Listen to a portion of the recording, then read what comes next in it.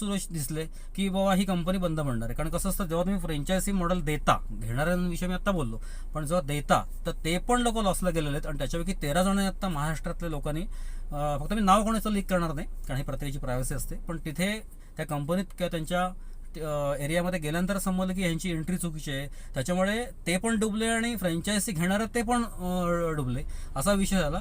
खरोखर सांगतो, 5 लाखापासून ते 25, 30, 40, 50 लाख, 70-80 लाखापर्यंत लोकांची वाट लागली.